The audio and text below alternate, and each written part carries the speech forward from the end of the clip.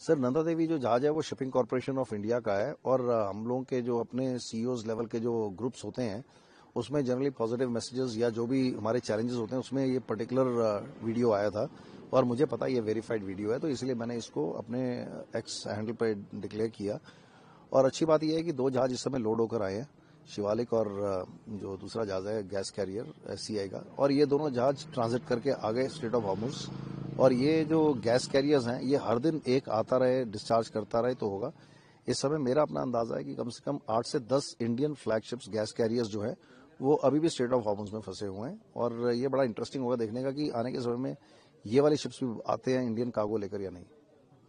क्या इनका रूट कैसे रहता है और कितना चैलेंजिंग है ये सब? ये रूट इसलिए चैलेंजिंग है कि पर्शियन गल्फ में जो जनरली लोडिंग होती है या तो आप ये जहाज सऊदी में लोड करते हैं या तो ईरान में लोड करते हैं और ये जो स्ट्रेट ऑफ हॉर्मुज से होकर आते हैं। स्ट्रेट ऑफ हॉर्मुज में अभी इस समय आप ये मानो प्रैक्टिकल तौर पे जो कब्जा है वो ईरान का है और ईरान चाहेगा तो जहाज निकलेंगे। बड़ी छोटी सी पट्टी है पानी की जिसको वहां पर से जहाज क्रॉस करते हैं और सी फेरर्स के पास में ना आर्म्स है ना एमिनेशन है और वो सिर्फ एक फेथ के ऊपर होता है कि जी भारत सरकार ने बोला आप जहाज ले आओ तो हम ले आएंगे।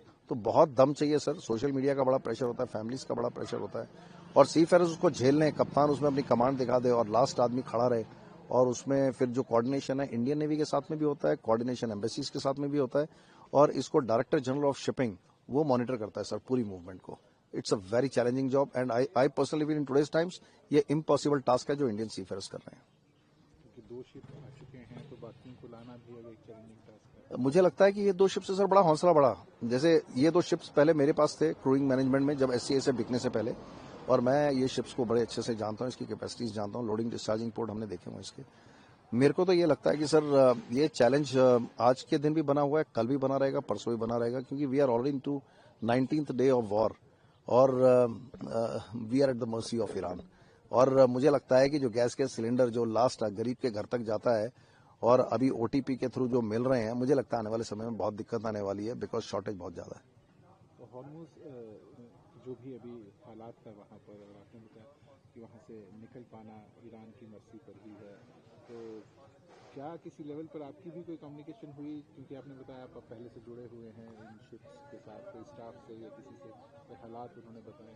सर शिप्स पे कुछ हमारे भी शिप्स हैं जो इस समय दुबई और सऊदी के वाटर्स में इस समय एंकर्ड हैं, वेट कर रहे हैं और हर एक कंपनी के जो जहाज हैं उनका डायरेक्ट एक्सेस इस समय सीईओ के साथ में है और जो कमर्शियल ऑपरेटर्स हैं कि जहाज कहां से लोड करेगा कहां से डिस्चार्ज करेगा वो डिसीजन कमर्शियल ऑपरेटर्स का होता है। इंश्योरेंस का बहुत बड़ा खेल होता है बट क्योंकि इतनी हिम्मत नहीं बन रही कमर्शियल ऑपरेटर्स की, अब 17 से ऊपर जो जहाज हैं उस पर अगर आपके अटैक हो जाए और कम से कम उसमें 23 कैजुअलिटीज हो जाए और उसमें काफी इंडियंस भी हो तो मेरे को लगता है कि सर ये तो इस समय पूरा जो खेल है वो ये है कि थोड़ा सा डिप्लोमेसी काम कर जाए, नहीं तो सर ये चैलेंज ऐसा बना रहेगा कि सीफेरर्स इतना दम नहीं रख पाएंगे कि हम उसको ट्रांजिट कर लें जस्ट बिकॉज हमारे ओनर्स चाहते हैं कि ट्रांजिट हो। मुझे लगता है कि इसमें बिना नेवी के बिना सरकार के हस्तक्षेप के the ships are not going to move sir.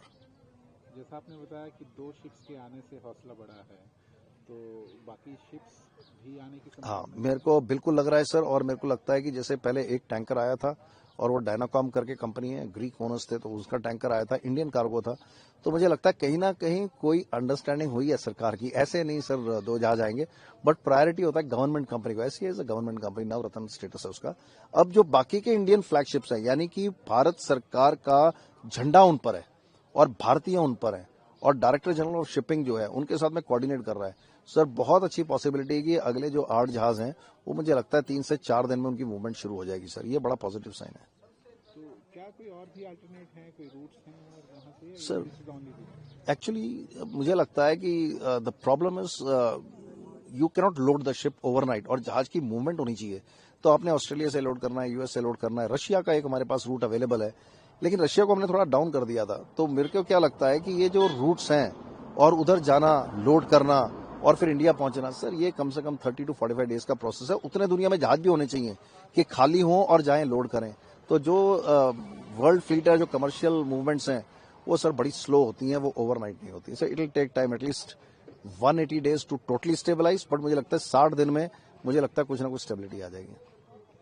आप इस वक्त भी इनको क्रू वगैरह कुछ प्रोवाइड करवाते हैं? हाँ सर, मेरे पास 72 गैस कैरियर्स हैं मेरी कंपनी में, जिसमें हम क्रू प्रोवाइड करवाते हैं। और हमारे गैस कैरियर्स भी इंडिया के डिस्चार्ज करते थे, बट अनफॉर्चुनेटली इस समय हमारे जहाज भी स्टक हैं, so we are not moving the ships right now. क्या इनपुट मिल रहा है अभी, कितना डिफिकल्ट होता जा रहा है सिचुएशन? सर डिफिकल्ट तो इसलिए हो रहा है कि जो ईरान से लोडिंग होती थी या जो सऊदी से लोडिंग होती थी, वो टर्मिनल्स ने भी अपनी कैपेसिटी जो है उनके टैंक्स वगैरह भर गए हैं, तो it is actually total shutdown if you personally ask me.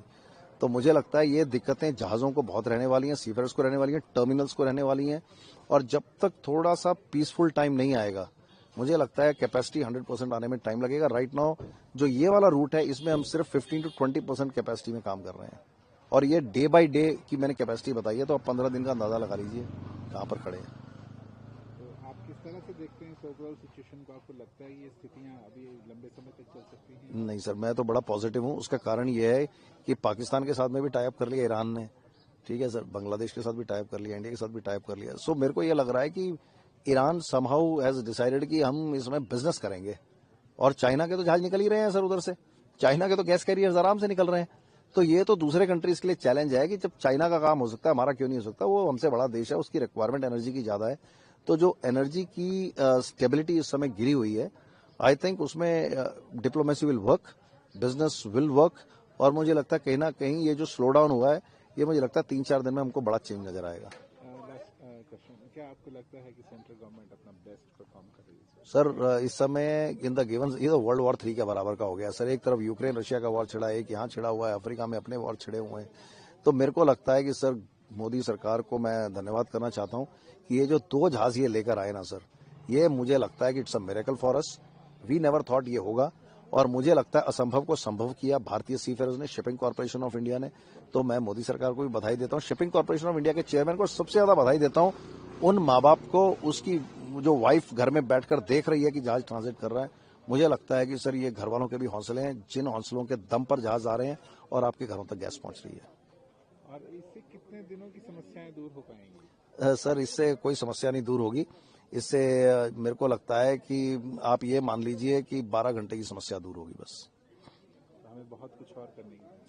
Sir बहुत पीछे रह गए सर अब तो, क्योंकि जब एक वरुण शिपिंग के 12 गैस कैरियर होते थे, वो कंपनी जब 1990 में 7वें आसमान पर थी तो बहुत अच्छा चल रहा था। वो कंपनी बैंकरप्ट हुई, शिपिंग कॉर्पोरेशन इंडिया ने फिर स्ट्रेटेजिक इन्वेस्टमेंट नहीं करी। थैंक गॉड मोदी गवर्नमेंट ने 1.5 साल पहले ये 2 जहाज खरीदे, नहीं तो हमारे भारत सरकार के पास जहाज ही नहीं थे, गैस कैरियर्स ही नहीं थे। नहीं तो पहले गैस कैरियर होते थे छोटे छोटे, बट बहुत राइटली इन्होंने इन्वेस्टमेंट्स करी, और आज उसका हमको थोड़ा बहुत 19-20 का फायदा मिल रहा है। बट सर हमारे स्ट्रेटेजिक रिजर्व्स कम है, हमारे पास स्ट्रेटेजिकली गैस कैरियर्स नहीं है।